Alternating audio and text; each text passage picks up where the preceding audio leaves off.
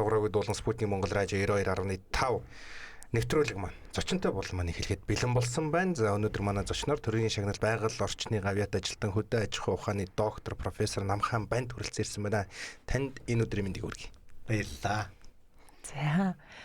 За олноо бол тахин банд гэдэг овгоосоо илүү хийж бүтээснээрээ одоо цоллуулдаг, дуудуулдаг энэ хүндтэй хүнийг бас студийнхаа хоймортоо өрсөндөө баяртай байна.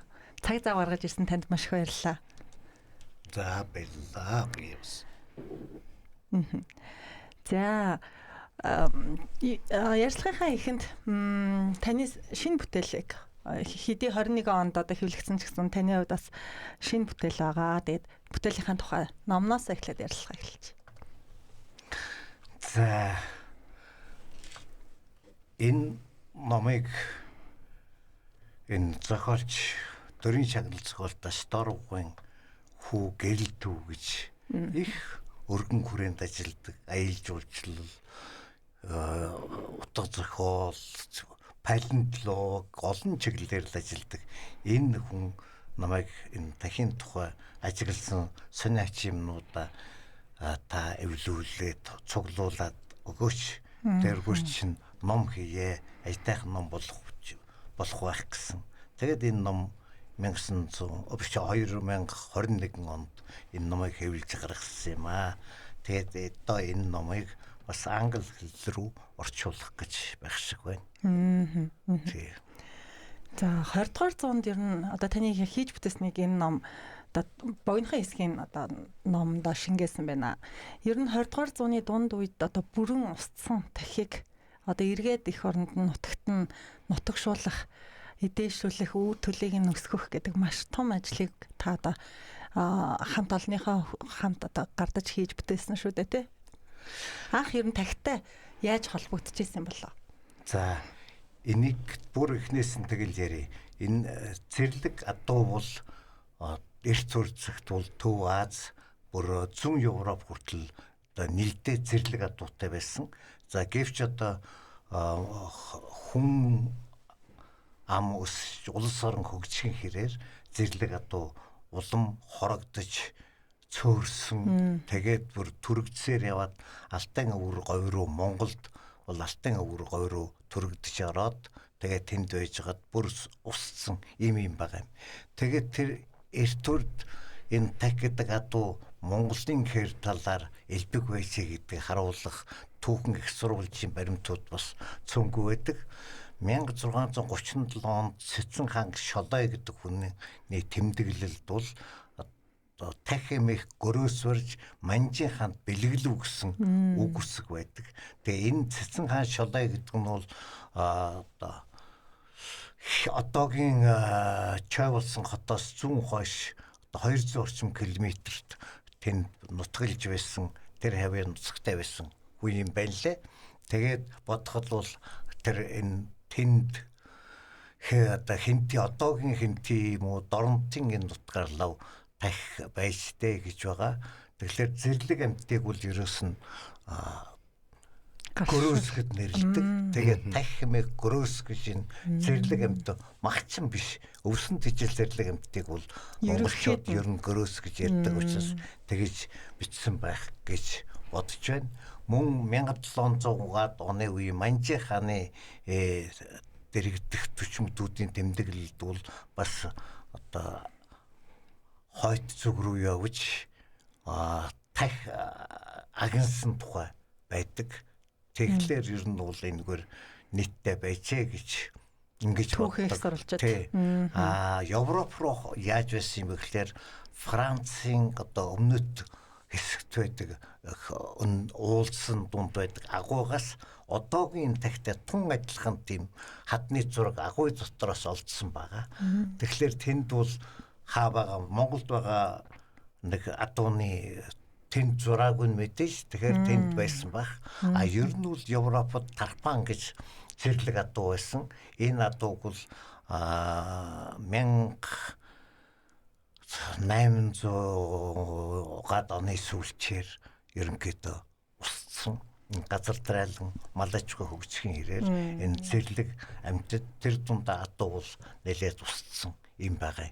Тэгээд тарпан гэж тэр зэрлэг одоо байхгүй зэрлэгээр зөвхөн одоо амьтны хүрээлэл юм уу зэрлэг амьтан үржүүлгийн газарт цөөн бүр яг нутагтаа болол тий зэрлэг байгальтай бол байх.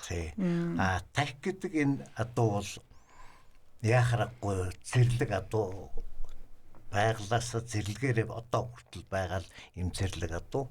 Тэгээ энэ бол одоо энэ одооны магадгүй Монгол азуудны шим өвг дээдс байж болох үндэс байдаг. За ингээд энэ тах хэмээх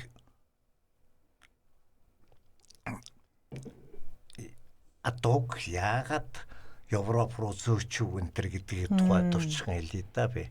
Тэгэхээр ерөөсөө дэлхийд дээр ингээд зэрлэг адуу устчлаа гэсэн ийм бодол, ийм үзэл баримтлал хаасаагүй бүхэл өргөдлийн орнуудад бүгдд нь байж байсан энэ үед Оросын шинжлэх ухааны экспертиз Пржевальский гэж хүнээр ахлуулсан экспертиз Төв Аз хүртэл аялаад 3 удаа аялсан. Энэний 2 дахь аяллаар нь явж байхдаа яваад буцахтаа бол Монголын хилий дээрээс одоо Киргизийн анчтын агнсан зэрлэг адууны толгойн яс арсыг бэлгэнд аваад тэрийг бэлгэлсэн хүн бол хилийн харуулын занг техно гэж хүн Пржевальскийд бэлгэлсэн байгаа. Тэгээ тэрийг авч очиад Санкт-Петербург хотын одоо зоологийн музейд тэр арис толгой ясаа бэлгэлсэн. Тэрний Поляков гэж эрдэмтэн өөр 22 зүйлийн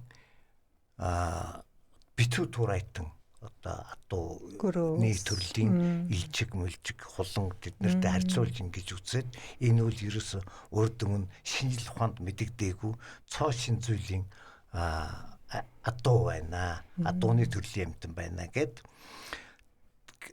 тогтоосон 1881 онд ингэж тогтоосон. Тэгээд энэ зэрлэг адуу байна, Монголд байна гэсэн сургаар бол Европоос энийг барихсан гэж бас агнаж гэж үзэх гэж одоо улсууд судлаач сонирхогчд зөндөө ирсэн. За гэвч одоо тэр болгон бүгдээрээ бас үзэж чадахгүй. Харин Грим Гуржимайло гэж ах トゥ хоёр судлаач Оросын тэр одоо Алтан өвөр говьд бол дахи анх агнаж жинхэнэ боддоор нь үзээд агнаад тэгээд одоо шинж судалгааны материал авч буцсан. За ингээд бол жинхнээс зэрлэг адуу байна гэж нэрлсэн одоо тодорсон. Тэгээд энэ адууг тэр Поляков нэрлэхдээ Пржевальский яг илрүүлсэн хүнээ Пржевальскийн адуу гэж нэрлсэн. Тэгээд одоо бол хүртэл дэлхийд дахна энэ бол зэрлэг адуу гэхээс илүү Пржевальский адуу гэдэг нэршлэлээр яваад байгаа юм байгаа. Тэгээ одоо харин сүүлийн үед бол тах гэдэг монгол нэр нэлээд хэрэглэгдэх болоод байгаамаа. За тэгээд ерөнхий илэрсэн түүх нь бол энэ. За одоо энэнийг Европ руу яагаад аваад явчихсан юм бэ гэдгийг жоохон тодруулаа ярьчих. Нөгөө Вайска гэд бас нэг юм гаршуулсан морь байсан юм шүү. Вайска гэдэг нэг нэртэй морь. Тэр чинь жижиг юм. Жижиг адуу. Тэгтээ жижигхэн одоо пони гэдэг жижигхэн битээ юу хэлдэг штэ. Тэрний төрлийн тэгээ жижиг адуу тэр одоо Европ руу гарсан морь гэдэг нэг Вайска гэдэг нэг юм уншижсэн гэн санаанд орчлоо. Тэг нэг зэрлэг адуу. Жижигхэн биеэр араад авчаа. Биеэр давчаа одоо давчаа. Пони гэдэг нэг жишээнүүд байдаг шүү дээ. Тэр шиг тийм жижигхэн. Тэр Монголоос гараагүй. Монголд хязгаарч байгаагүй. Тэр бол одоо худлаа яриа байгаамаа. За тэгээд Монголд яхарахгүй зэрлэг адуу байгааг нь мэдэгдэхтэй зэрэг энийг түрүүнд хэлсэн би агнах гэж үзсэн, барихсан гэж үзсэн. Тэгээд bijтэл одоогийн Украинд байгаа Асканинова гэдэг амьтны үржүүлгийн газар. Энэ амьтны үржүүлгийн газрыг анх нээс байгуулсан тэр Feldfein гэж хүн тэр зэрлэг адуу голж тэр амьтныхаа юунд одоо төрөл зөвлөсөн авахсан гэж бодоод тэгээд мөнгө гаргая. Та нар энэ зэрлэг адууг Монголоос бариад ирээчээ гэж хүсэл тавьсан. Тэгээд яг тэр үед бас Асанов гэж худалдаачин Орсын худалдаачин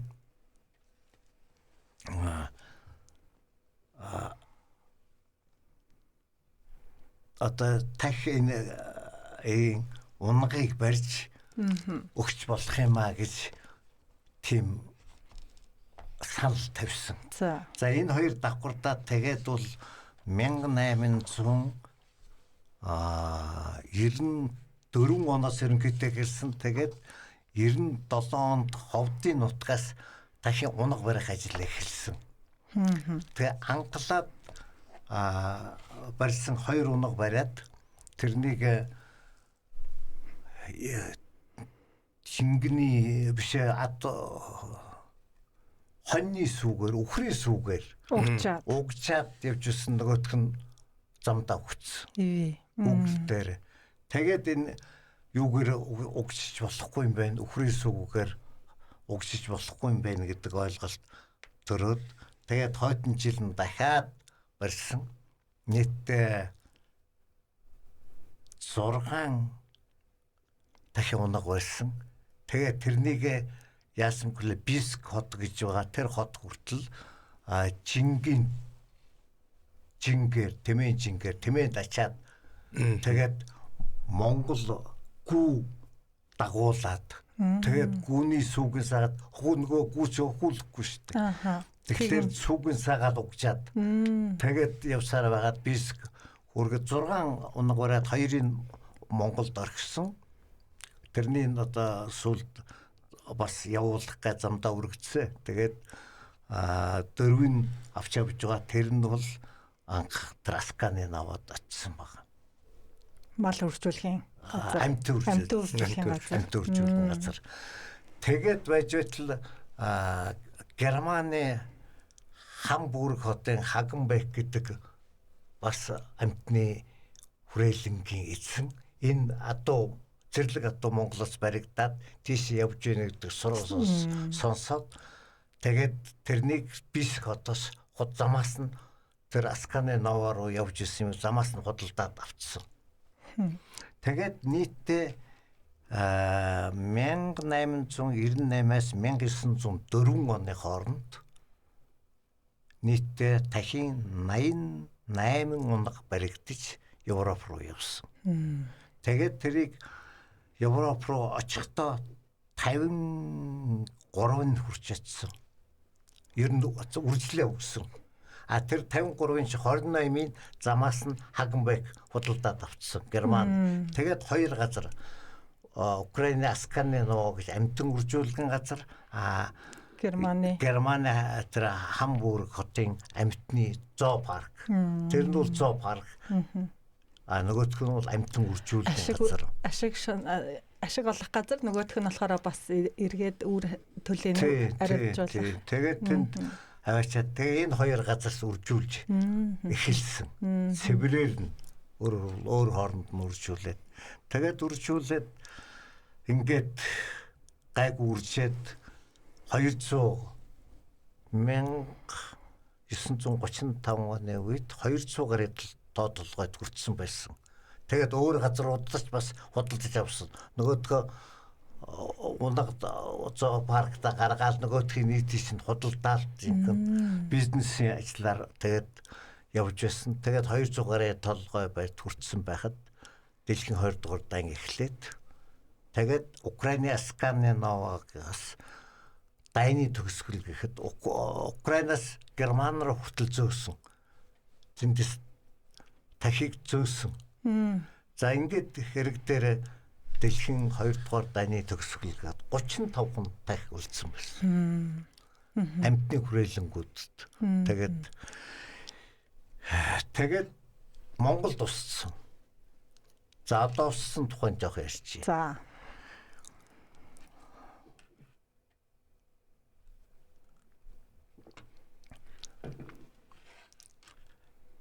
Монголд зэрлэгдэх байна гэдгийг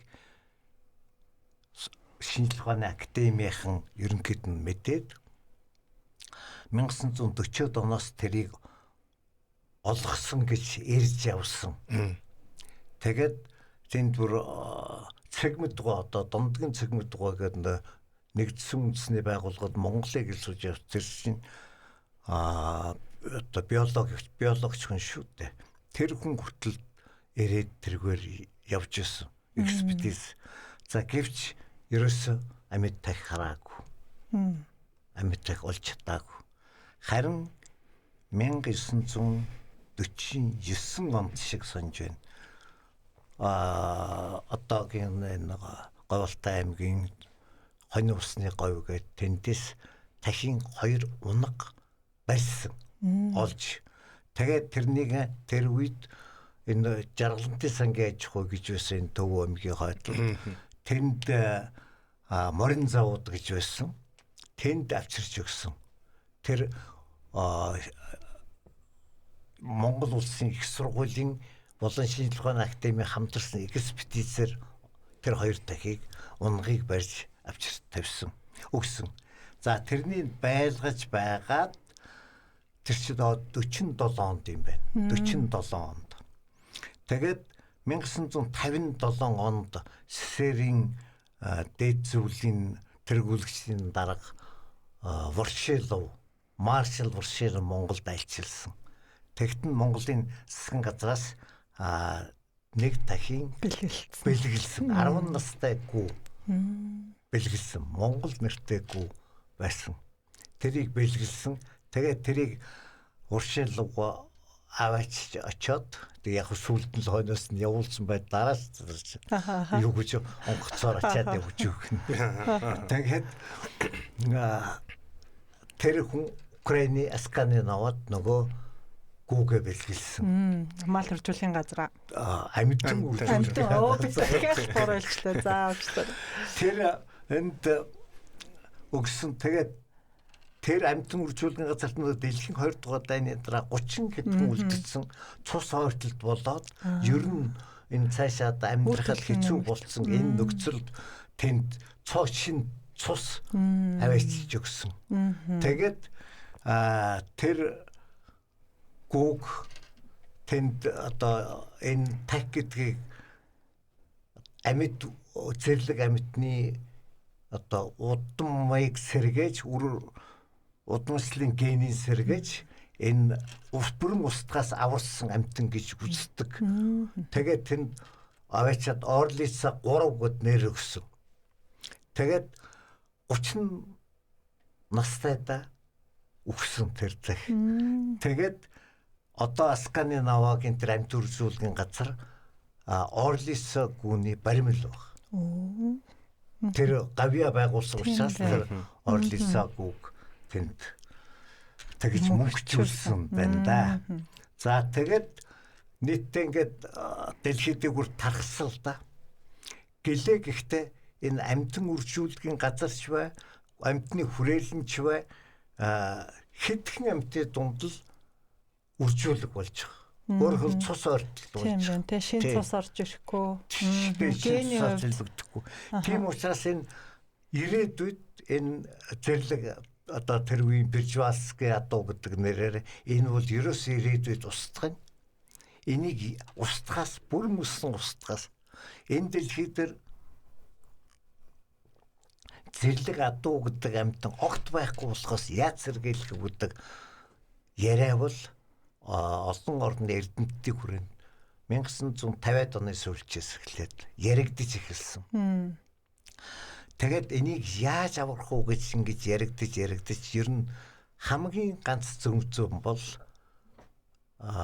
байгальд буцаад зэрлэгжүүлэх. Яг байсан шиг нь ингэж чадвал энэ л одоо энэ амьтныг сүнхээс аварна. Тэрнээс биш амьтны хүрээлэн дотор энийг хичнээн хуржуулээд одоо болохгүй нэ гэдэг. Зэрлэг адуу, зэрлэг байгальтаа л. Тий. Тэгээд одоо хаана яаж зэрлэгшүүлэх вэ буцаас.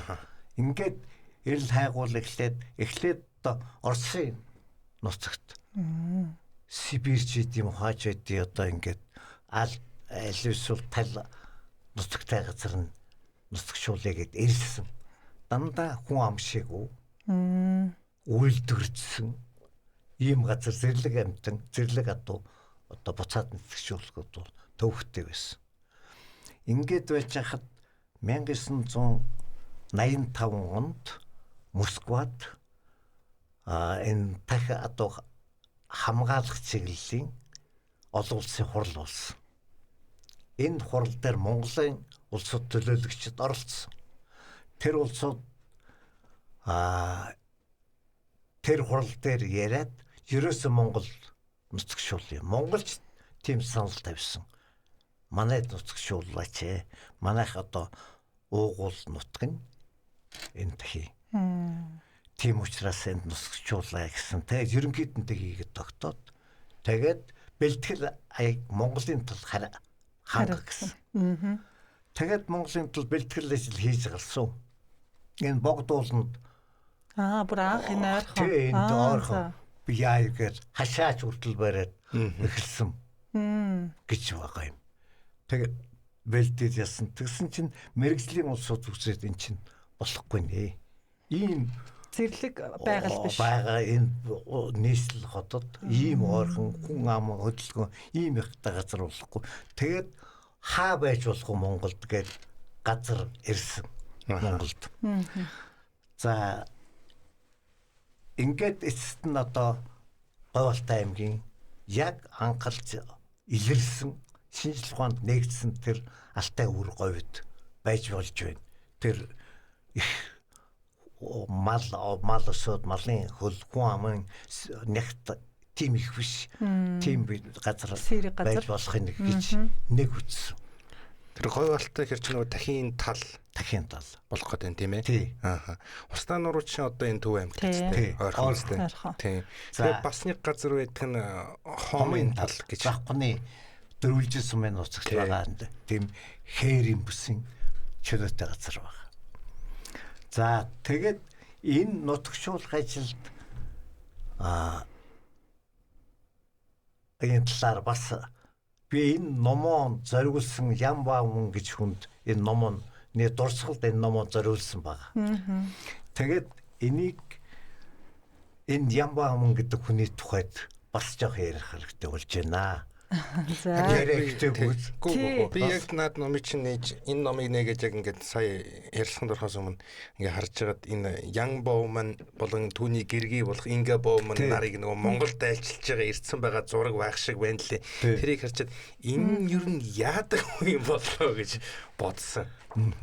Яг нөгөө уншиж байгаа хугацаанд бас бүгдийг нас харж амжсангүй л дээ. Яг энэ хүний талаар гэдэг дөрвөлжлөд ярих юм бол энийг за яри энэ Ян Боуман гэдэг хүн уул нь бол модны аж үйлдвэрийн хувийн модны үйлдвэртэй нэлээд бас хөрөнгө когшилтой тийм хүн байсан.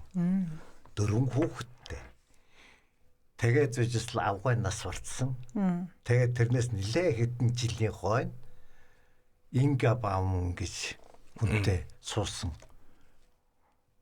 Нидерланд иргэн. Тэг Голландынхаа иргэн Инга Боуман. Тэгээд 1973 онд энэ хоёр хүн одоо хурмынхаа балсарыг дэмдэглээд энэ бол морин дуртай хүмүүс юм. Тэгээд Чех руу явж тэнд байгаа зоопаркт байгаа тэр зэрлэг адуу үзье гэж авгайтайгаа хоёул Чехад очсон. Чехословак гэж улс байсан та. Тэгээд тэнд очиад тэр зэрлэг адуу үзсэн чинь цементийн шалан дээр тэгээд нэг номон горьсон гэх юм уу одоо тийм нэг жоо 3-4 царайтай ийм амт. Тэгээд хэзээ үүсгэн хүлээгээд тэн дээр тэгээд Тэгээд хашааныхаа модыг мэрээ зогсож байсан. Тэгээд маш их өрөвдсөн. Тэгээд тэр хүн үгүй энийг л энэ шоронгоос суллах юмсан гэж бодоод тэгээд нутагтаа ирээд авгаатайгаа зөвлөөд тэгээд ерөөсөө энийг л суллах ажлыг хийгээд тэгээд энэ үед яг нөгөө 59 оноос эхэлсэн зэрлэг адуу суллахлалын яриа хөөрөө дэлхий дээр олон улсын хэмжээнд нэлээд тархацсан байсан үед тэгээд энийг авгаатайгаа зөвлөөд үйлдвэрээ хүүдээ өгөөд тэгээд өөрөө тахь хамгаалах сан гэж төрийн бус байгуулад энд хөрөнгө мөнгө нийтэд сурталчлаад энэ тахийг суллахад ийм ажил хийгээд хөрөнгө мөнгө бас цуглуулад тэгээд тэр байгууллагаа гишүүнээр олон нэлээ хөрөнгө мөнгөтэй баян улсуудыг бас гишүүн болгож авч чадсан. Ер нь тэр баян хүн байсан учраас нэлээд хүмүүстэй өргөн хүрээнд танилцал ихтэй хүн байсан. Ингээд тахиг хамгаалсан гэж төрийн бус байгуулад тэгээд хамгийн эхлээд бүр олон зорилт тавьсан. Энэ чинь 1975 оноос эхэлсэн ажил. 73 онд явж ирээд 75 оноос санга байгуулад ажиллаж эхэлсэн байна шүү дээ. Тэгээд хэд үе шаттай явуулган зүйт юм байна гэд эхний ээлжинд шууд зоопаркт байгаа амитныг авчирд байгаль тавьчихар тэр амьдрах эрсдэлтэй амьдрах чадвар сайн байж чадахгүй тодорхой.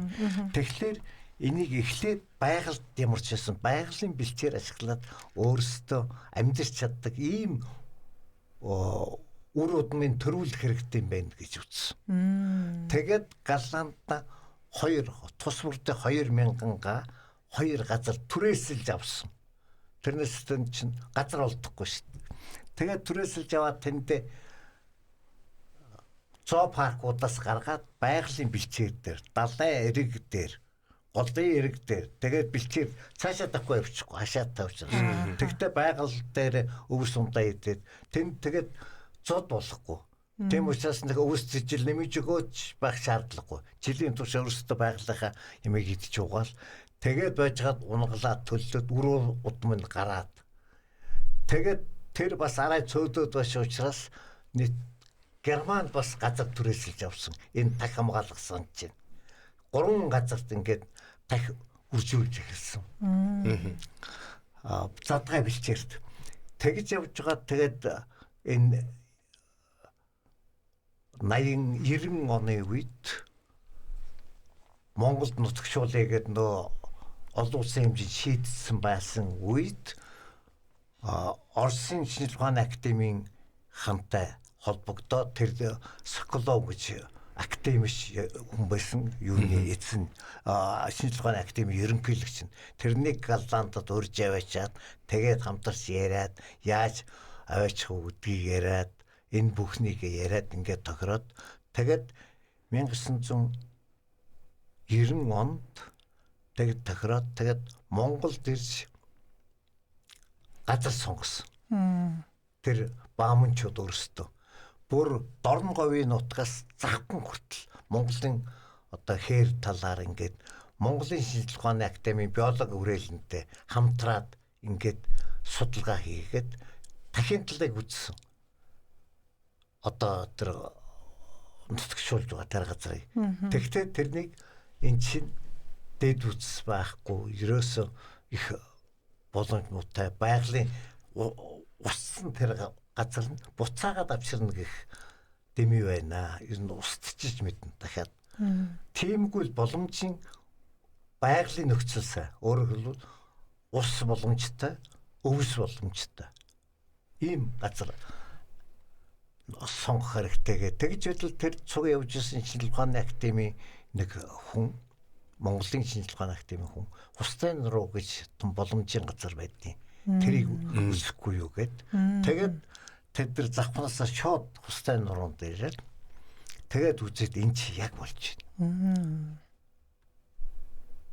Ус бэлчээр хамгаалах болцоотой За яг жоохон нэгц хүн амын нэгцлэгтэй. Тэгээ энийг зохицуулаад энд авчирья гэд. Тэгээ сонгож авсан.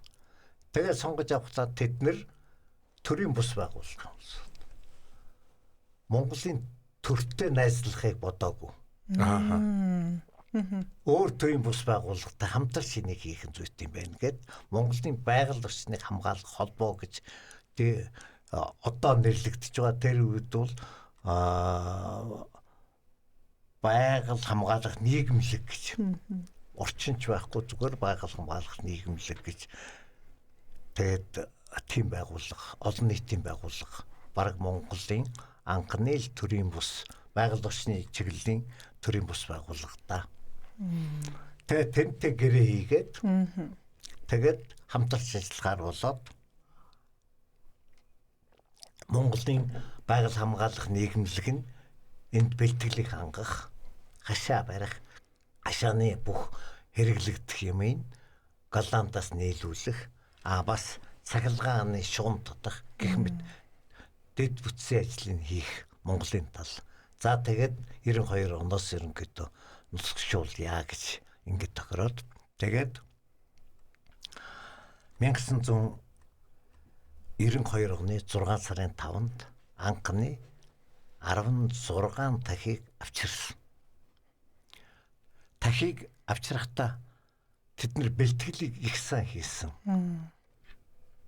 Бүр маш сайн. Өөрөөр хэлбэл ерөөсө замдаа хээлтэй гүйрүүл замдаа хээл нь яах ч юм бэл онгоцоо нисэж явах гэх мэт. Тэр чинь яг 6 сард гэдэг чинь дөнгөж сайхан бол ногоо гарч байгаа үед нь авчрах хэрэгтэй байна. Тэгээд зуныг байгальд өнгөрөөж хагаад өвөлтөө залгах хэрэгтэй.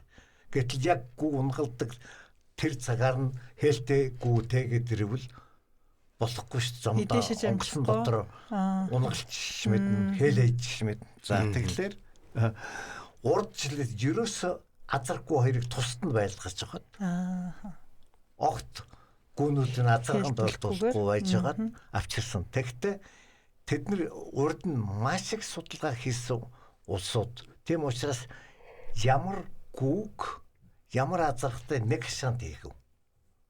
Одоо богтлж авчираад гэрлүүлэх нь юм болж байна. Гэт тэгээд өөрсдийнхөө тэр Германаас юм уу тэд нар чинь худалдаж гаднаас зоопаркуудаас тахиг худалдаж авч ирсэн. Бүр нэг хамгийн сайн чанарын тахин азарга $40,000 хүрчээсэн. Тэгээд худалдаж аваад тэр задгай толбойд тах хамгаалсан өөрийнхөө өмчч болгож тэрэн дээр байлгаж ус худалдаж аваад тэгээд энийгээ бэлдэж байгаа. Их хөрөнгө бас оч тийм ээ. Тий. Тэгээд зарцуулж. Ер нь дунджаар бол нэг $10,000 нэг тах. Тийм байсан. Тэгээд энийг авчираад хустад тахин 3 гашаа үржилж бэлдсэн. Нэг нь нөөц азарга. Яг мэдгүй азарга юм уу янз бүрийн тохиолдолд тэр нөөцөөс авчиртай байна. Наан нь 5 гүүтэй нэг азарга тавих. Тэгтээ тэр Германаас авчирсан зоопаркаас эхэлж авсан тэр гарлахыг нь Оросын буюу одоо Асканы новын амтны хүрээлэнгийн азаргатай нэг шанд. Асканы новын гүнүүдийг өөр Германаас ч юм уу Англиас авчирсан азаргатай анх авсан азаргатай нэг шанд. Тэгтээ удамшлын коэффициентийн маш тооцсон. Тэр үед удамшлын коэффициент нь ерөнхийдөө ихсээд ер нь дахиах бол 0.1300 хэд дээр хүрсэн байсан. Тэр бол нэлээд өндөр гэсэн үг. Тэгэхээр энийг бууруулах хэрэгтэй гэдгийг тооцоосон. Энэ чи бүр тэр Голландны хамгаалах сангийн удирдах зөвлөлийн бүрэлдэхүүнд нь бүр генетик Голландын нэртэй генетикч хүн хүртэл орж ирсэн шүү дээ. Тэрнтэй оролцуулаад энэ тэр генетикийн судалгааг хүртэл маш сайн хийж ирсэн. Тэгвэл өөр эрсдлээс одоо устж үгүй болохтай адилхан л эрсдэлтэй хүчин зүйл болно өстэй тийм ээ генетик нь орто. Тэгээд авчираад тавьсан да. Тэгээд 92 онд 16 авчирсан харамсалтай нь бас замд нь янз онгоц эрхүүд саатаад тэгэхгүй тэнцсэн би яг анхнаас нь эхлээд оролцсон учраас 92 оны 6 сарны 5-ны өдрөө 12 цагт онгоц бууна гэд байжсэн. Тэгээд нис бодол дээр чинь нөө таг гэдэг юмны сургаач чинь тэгнэ гэдэг сургаач чинь за нэгсэн 500-аас л дэш айгууч бол 1000 ч юм уу цугалцсан. Хүлээгээд идэг. Онгоц тэр таг гэдэг үсэх гээд онгоц ирдэг. Тэрс эрхүүдээр саадсан. Ягаад саадсан гэсэн Монгол цагаагаар муу гээд. Монгол зөв зүгээр байсан. Тэгээд ягаад тэгээ саадуулсан юм бэ? Тэнд тэгээд 4 цаг гарыг саадаад. Тэгээд наашаа орой 5 цаг болж яхад онгоцны буудалдаар тах буус. 6 цагийн 5-нд. Тэгээд буухад онгоцны нөгөө тэр үеч ямар хоолоогоор улсуудны тэр гэж яг хөө тэр тэнд буучих шүү дээ онгоц чинь. Тэгсэн чинь онгоцны нөгөө хашлахын эвдээд онгоц буудлын чинь нөгөө хэдэн мянга 100 хүн чинь онгоцны буудлууд дайраад орчихсон. Тэгээд нөгөө энэ номон дээр байх нь өөр номон дээр байгаа онгоц чинь зүг бүччихсэн. Тэгээд дотроос нь авсан зураг хүртэл тэр нөгөө хаалга онгойлгоод дотор нь явж суулсан зураг авсан зураг хүртэл байдیں۔ Тэгээд тэр дахиг тэгж монголчууд бүр сэтгэл тэс ядна хүлээж их баяртайгаар хүлээж ухтаж авч байсан тэр байгаа юм да. Тэгээд би энийг жоохон орчлол ихтэйгээр ирчлээ. Тэгээд түрүүнд ярьж байсан үгжүүл тэгээд хустаагаас тэгээд онгоцны буудлаас тэгээд хустай хүрэхэд шүн болчих жоогоор. Тэгээд гаргад нэг хашаантаа тавих хөстэй шүн тавих бас эрсдэлтэй болчих жоогоо. Тэгээд машинд тэр чин тус бүрдээ нэг хайрцагтай. Тэгээд хайрцагн дээр машин дээр хонуулсан. Тэгээд би тэгээд тэр машины кабин дотор хонсон. Шүн дгөр тархаал нөгөө юугаа хайрцгаа өсгөлөө түжигнээл тэгэл өглөө нэг юм дөрөв өнгөрөөгөл 5 болохоос өмнөх нэг юм гэгээс ангаргаал нармантгаар бид нар юунуудаас сулж хашаанд авч тэгээ канаар өргөж буулгаад тэгээ онгойлгон штэ машин дээрч буулгаар баг. Тэгээд нэг 3 хашааны хамгийн цаанаас нь эхлээд явсан. Тэгээд хамгийн наадлын сүүлчийн хашаантаар ирээд онгойлгосон чинь буулгаад нэг тагийн дээш сөгдөг. Тэгэхээр бид нар чавтаа гарч байгаа. Тэгсэн чинь нэг дахин азарганд өвчихсэн. Би энэ хав халуунаар байсан. Нэг 16-гийн чинь нэг нь тэгээд замдаа өвчихсэн. Тэгээд хэрвээ урд өдөр нь миний цагтаа ирсэн бол тэр өвхгүй байсан гэж би боддог. Ядаж гэгээтэд гэгээтэй буулгач болохтой байсан бол тэр тийм харамсалтай юм болж байсан.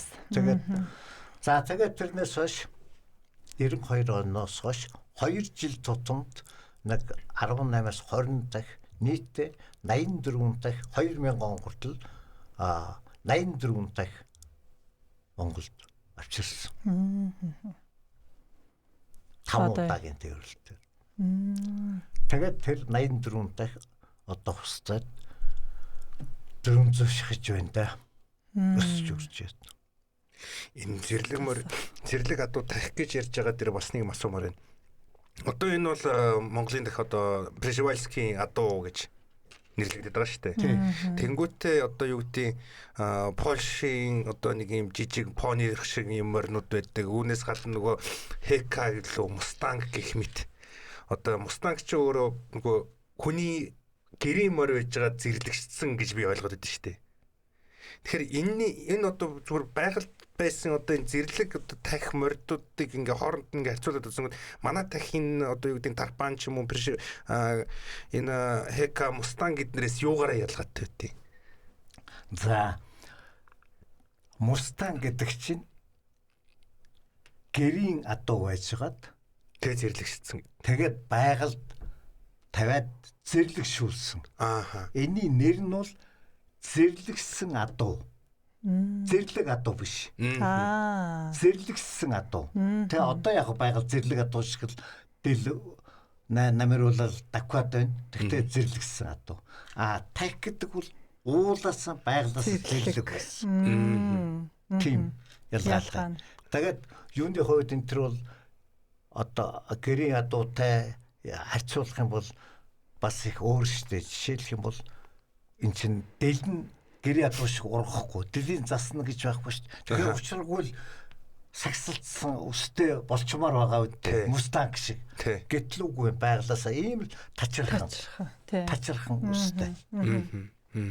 Байх жишээ нь тийм ийм байгаа. Тэгээд энэ бол одоо яг хэрэг дээр бол дэлхий дээр байгаа цорын ганц зүйл зэрлэг адуу.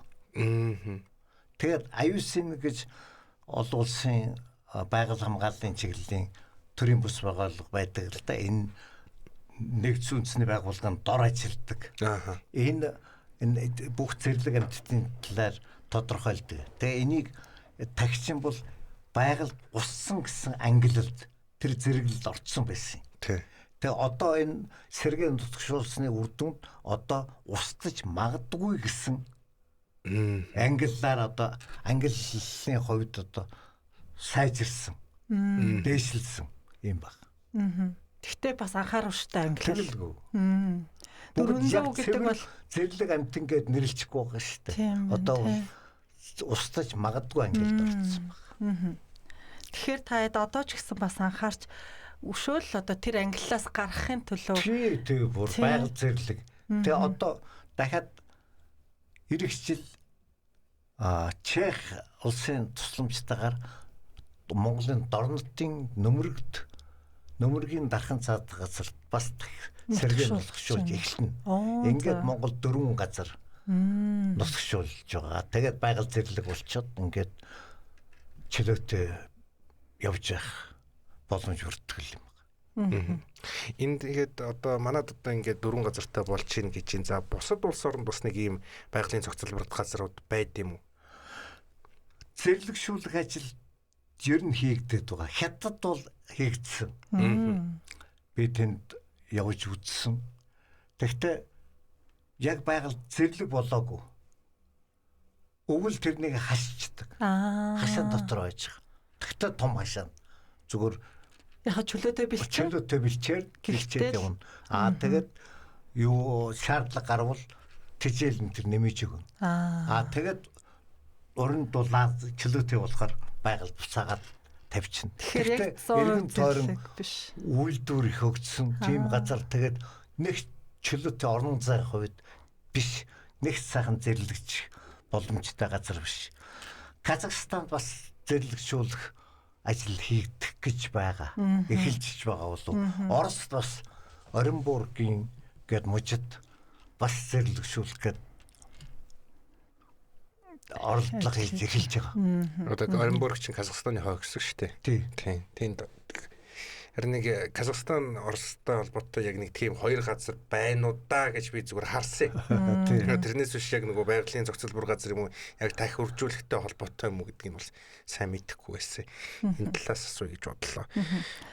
Тэгээд дахин талаараа ярихаар үндэ нэг цаг багтнаа. Тэгээд би тэдэд бас ярилцах цөөхөн хорон мөлтж байгаа болохоор сүүлийн үед таны яг хийж байгаа одоо бас энэ тэнд сургалт орж байгаа ажлын талаар ярмаар санагдаад байна. Яалтчгүй одоо нөө аялал жуулчлалын уйлрал ирж байгаатай холбогдуулаад манайх жилийн дөрвөн уйлралт аялал жуулчлалын одоо хүрээг нэмэх тийм аялал жуулчдыг одоо татах тэр боломж нөхцөл нь байдаг гэж хараад байдаг. Гэхдээ хаана юунда одоо тэр асуудал нь төвчрээд идэг нь бас сонирхолтой байдаг. Тэгээ таны бодлохоор нүүдэлчдийн өв соёлд тулгуурсан аялал жуулчлалыг хөгжүүлэхэд одоо сургалт хийж явж байгаа тийм энэ талаараа.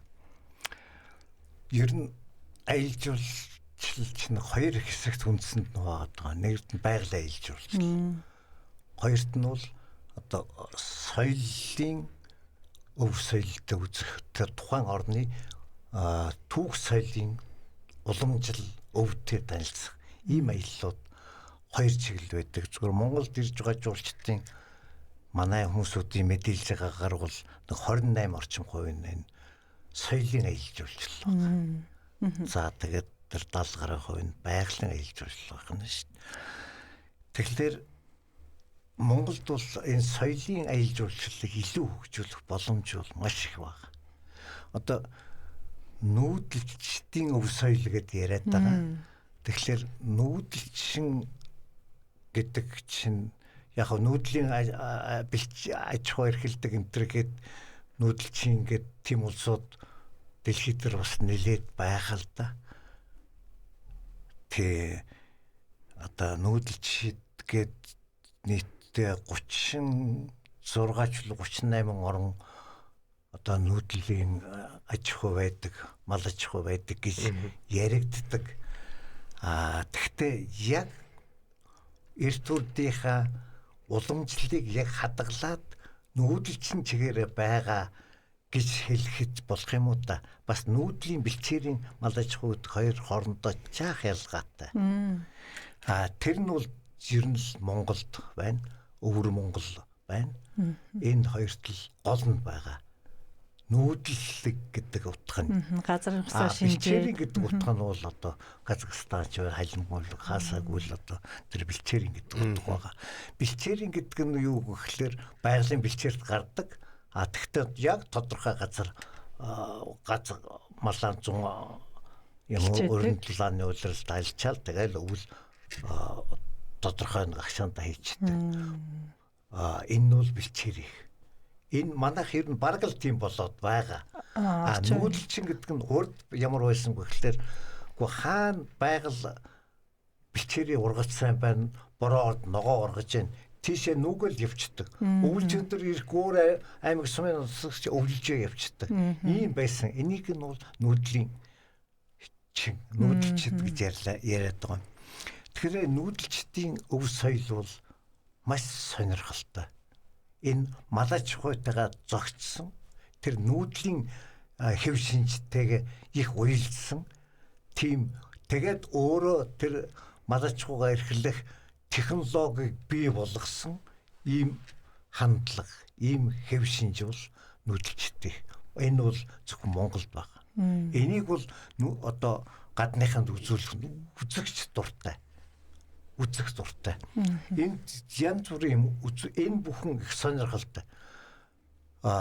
Жишээлх юм бол тэмээ нуруу ачаад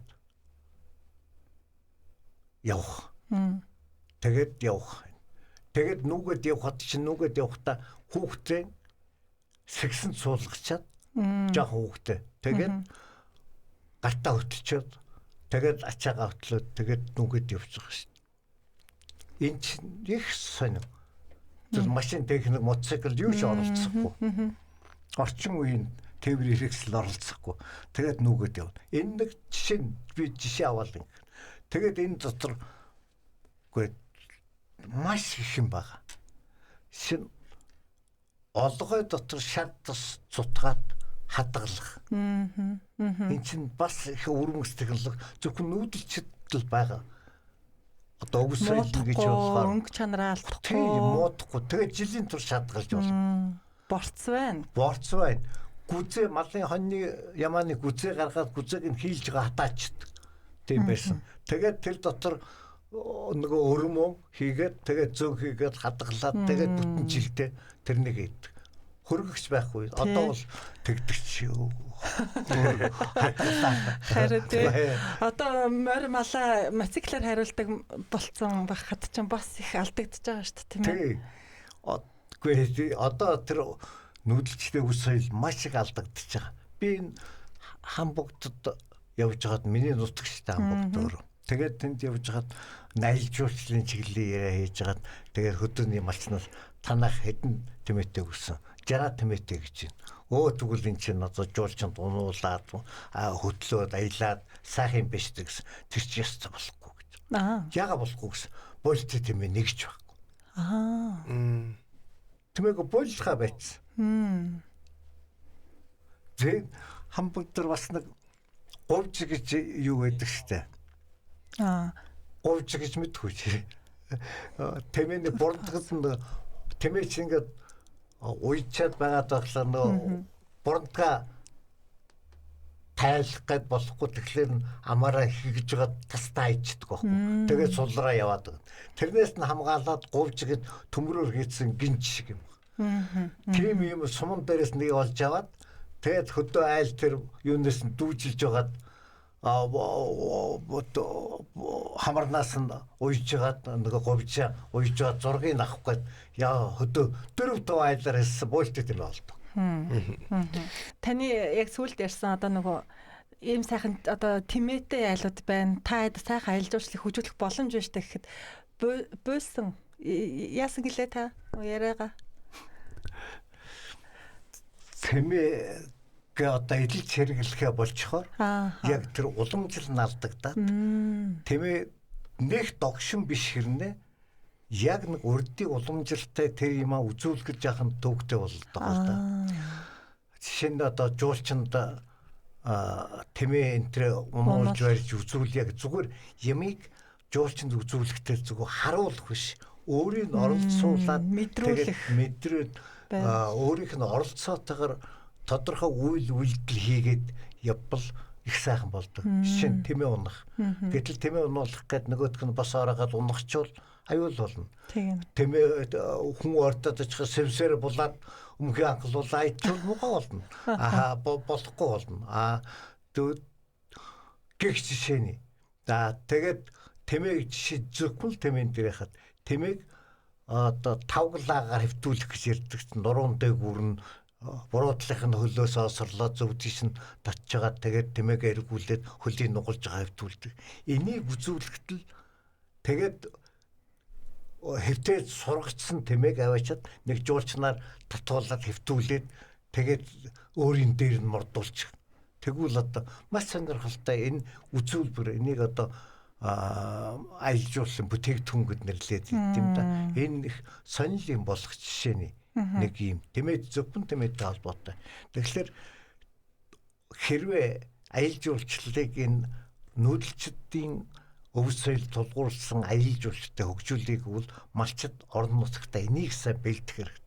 Энийг бүр сайн бэлдээд тэгээд энийг танилцуулаад одоо жуулчны компаниудад хүмүүсийг урд юм уу ингэж үзүүлж болно гэж бэлдэж хагаад тэгээд яах юм бол энийг жуулчны тур оператор компаниуд гадагшин сайхан сурталчлаад ингээд яг нүүдэлчин соёлоо гэж соёлоо сайхан үзүүлж болно. Жишээ нь арис элдэж болно. Арис элдээ дээл хувцс хийх энэ төр чинь одоо манай хустайн тэрхэн хавьд одоо баян санганд гэдэг нэг бүлэг байдаг, малчтын бүлэг. Тэр бүлэг бол эсгий хийх зөвхөн эсгий хийх үзүүлбэрийг ноос авахаас нэхлээд хоноо харахаас нэхлээд ноосоос аваад тэгээд эсгий яаж хийдэг вэ? Тэрнийг мороор дараа нь тэрнийг тойлдож яаж эсгийгээ сунгууд дарддаг. Тэр бүгдийн жуулчинд үзүүлэх ажил хийдэг. Энэ мэтэр ингээд их одоо бүр Өргөжөө Төв аймгийн аялал жуулчлалын газар тэр баян сангад хоёр нийлж байгаад хоньны найр гэд бүр нэлээ томоохон арга хэмжээ болгоцсон жил болгон нэг удаа хийж байгаа. Тэгээ тогтсон өдөр судартай байл жуулчид тэр өдөрт зориулж ирнэ шүү дээ, тийм ээ? Холоос төлөвлөгөөндөө оруулаад тавьчихад бас хэцүү. Харин болдог. Тэгээд гэхдээ аль болох хэрцаалах хэрэгтэй болдог. Тэгээд одоо би тэнд хэлсэн байгаа тэднэрт одоо таньдаг улсууд учраас та нарын хоньны найр гэдэг энтэй хоньны арьсаар өлгий хийгээд дотор нэг уйлдаг хүүхэлдээ хийчээд тэгээ аман дээр нь ямааны илгээр хийсэн баз тавиад тэгээд нэг хүүхдийн уйлахаар хөдлөгдөг тэгээ амаа энэ сүүгийн амаар нь ингэж өгчтэй маа гэдэг тэр юугээр ингэж хийгээд үзүүлвэл мөн гоё юм болно доо гэдэг тэгээд тэд нар хийн л гэсэн одоо энэ жил хийх байлгүй. За бидний ярилцах цаг ерөөхдөө бол дуусах төгссөн байна. Юуг урилгыг маань хүлээн авч хүрэлцэн ирсэн танд баярлалаа. Төгсөл хийж байгаа хөтэй. За баярлалаа. Баярлалаа. Тэгээд мэдээж таны хийж бүтээсэн зүйл одоо өшөө ярих сэдвүүд зөндөө байлаа. Тэгээд сайхан намар цагт, налгар цагт дахин өрөө хийх ярих ажлууд бас үлдсэн асуултууд бас зөндөө байлаа.